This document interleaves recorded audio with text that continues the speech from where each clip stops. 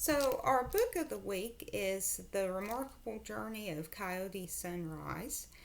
And this is a book about a girl who changes her name to Coyote. Her dad changes his name to Rodeo, and they decide to go around the country in an old school bus. The reason that they've decided this is that their Coyote's mother and also her two sisters were killed in a car accident. So they've decided that they'll just kind of run away from their old life, and they've been doing this for 5 years. At the beginning of the book, Coyote is stopped at a gas station, and she ends up getting a kitten, which she doesn't ask her father permission for, but she just decides that they need. So I'm going to be reading to you a little bit of the beginning.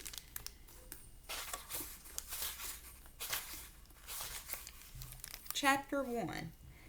There were big days, and there were small days, and there were bad days, and there were good days, and I suppose I could pick any one of them for my once upon a time. But if I'm going to be truthful, and truthful is something I always aim to be, then really there is only one place to start this story. It all started with Ivan. Once upon a time, it was hot and I was sweaty. It was about 5 months before my 13th birthday, give or take. We were someplace in Oregon. Honestly, I don't even remember the name of the town, but I know it was on the dry, hot side of the state, away from the ocean. The whole world was so yellow and shining from the beating down sun that you had to squint no matter where you looked. The black top of the gas station parking lot radiated the heat back up at you, so it felt as if you were getting cooked from both sides. I suppose most barefoot people would have been hooting and hopping with that sizzling asphalt burning the bottoms of their feet, but my soles were used to it, and I walked along easy as you please. My t-shirt was stuck with sweat to my back. The braid that hung down nearly to my blue jean belt loops slapped wetly against it as I walked. The man behind the counter looked at my bare feet and started to say something. "Miss, you can't," but I knew where he was going with it before he started. That tyrannical no shoes, no shirt, no service rule is pretty darn universal in America's gas station convenience stores. I just waved at him and cut him off. I know, I said and kept walking. I'll only be a minute. I'd never been in that particular gas station before, but it was exactly the same as every other one. So I'd been in it a million times. Rows of plastic-wrapped junk food, walls lined with glass-doored coolers full of pop and beer and flavored iced teas. I walked past the metal racks of beef jerky and candy bars to the pot of gold at the end of my rainbow, the slushy machine. There it was, humming in the corner next to the coffee dispenser and soda fountain. My mouth started watering as soon as I saw that neon-colored sugar slush swirling around under the big plastic dome. There was a kid standing in front of it, looking up at the churning slurry with desire written plain and clear across his face. He was 7 or 8 and started staring up at the left flavor, which was an unlikely pinkish color named wild watermelon. "Big mistake," I said, walking up next to him and grabbing a cup from the pull-down dispenser. He jerked his head to look at me. "What is?" I nodded with my chin at the slushy he was coveting. "Watermelon. That's a no-go. Never waste your time with anything that claims to be watermelon or banana flavored. It's a scam every time." He squinted at me, clearly unconvinced. "Doesn't matter anyway," he said. "My mom already said so." He threw his head back dramatically. But I'm so hot. I yanked down another cup and held it out to him. Here, I said, my treat. The kid's face lit up. For reals? He asked. Yep. But then his face dropped again, just as quick. But Mom said no, I'll probably get in trouble. I shrugged. You're probably going to get in trouble at some point today anyway. You might as well get a slushie out of it. He thought about that for a real short second and then snatched the cup from my hand. But I really would think twice about getting watermelon, I added. My advice fell on deaf ears, and in a flash he was pulling down the knob and squirting glistening pink slush into the cup. I filled mine with the other flavor, funky fruit punch, which was the superior choice in every aspect. The kid looked me up and down as we walked around the cashier. You're wearing weird clothes. I looked down at my raggedy blue jeans and grease-stained t-shirt. I'm basically wearing the same thing you're wearing, I pointed out. Exactly, he said, and I'm a boy. So boys and girls shouldn't wear the same thing. Well, then you'd better change, 'cause I ain't. He had nothing to say to that, which was probably the right move on his part, since I hadn't paid for his slushie yet. I ignored the hostile good riddance look on the cashier's face when I paid. Like a hot asphalt on bare feet, it was something I was used to. Me and the kid walked through the jangling door and back into the heat. The highway hummed not too far off in the distance. The kid took a big slurping suck on his slushy straw. He swallowed and smacked his lips and nodded. Well, I asked, how's the wild watermelon? He ran his tongue over his lips, considering. Sweet, he said.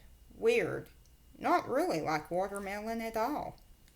I nodded and took a suck of my delicious, flavored as advertised, funky fruit punch.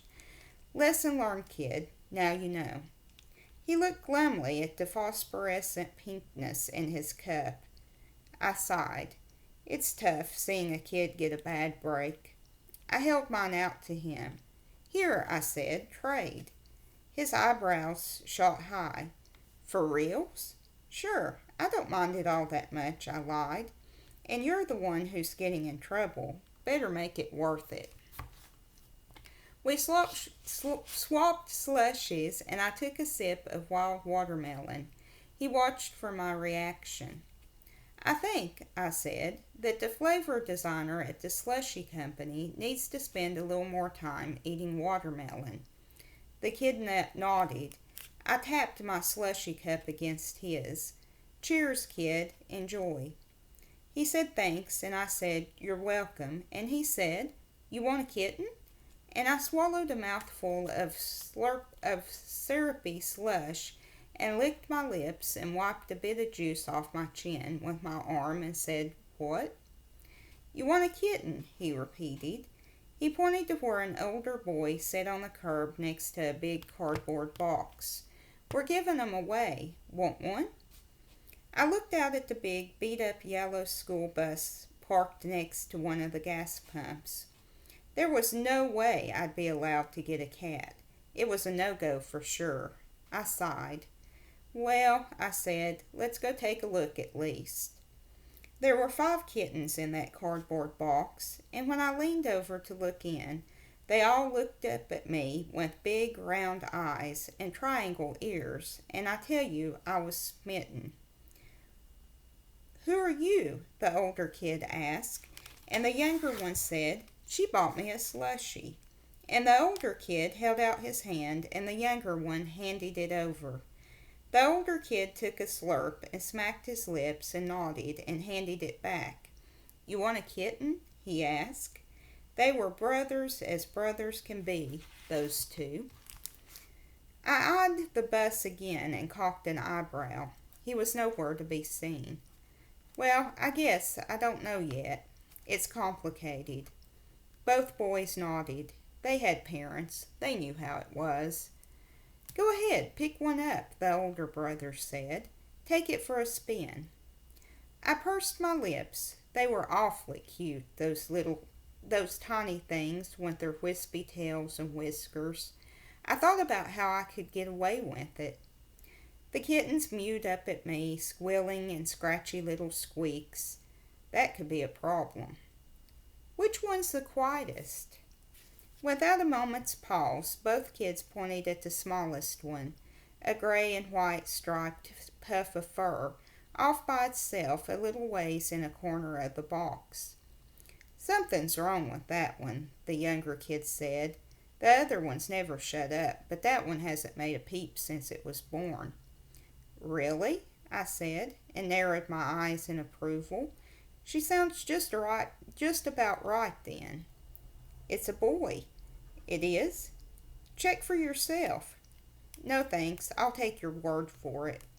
I crouched there looking at the little silent white and gray fur ball. He looked back at me. He had a very serious look about him, solemn even, like maybe he had it backward, and what he thought was happening was him deciding whether or not to pick me. He was not a kitten to be trifled with. I set my slushie on the curb and reached in and cradled that little thing in my hand as gentle as I could. A hush fell over my whole self when I felt that trembling soul in my big, clumsy hand. He was all fragile feeling bones and feathery fur and racing, frantic heartbeats. I held him right up to my face. He looked back at me, but he didn't make a sound. He didn't meow, didn't growl, didn't squeak, didn't wiggle.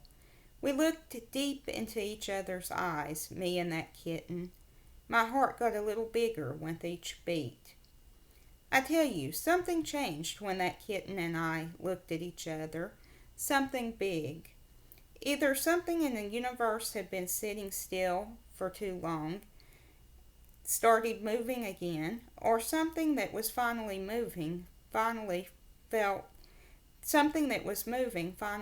still. Either way, it was something. You see, I'd walked into that gas station alone, and I'd walked out of it alone, just like I'd walked into and out of gas stations alone every day, like for years. And maybe right then and there, holding that kitten is when I'd just had enough of all that aloneness. It was a quiet moment, and maybe one that anyone watching from outside my heart wouldn't have even noticed.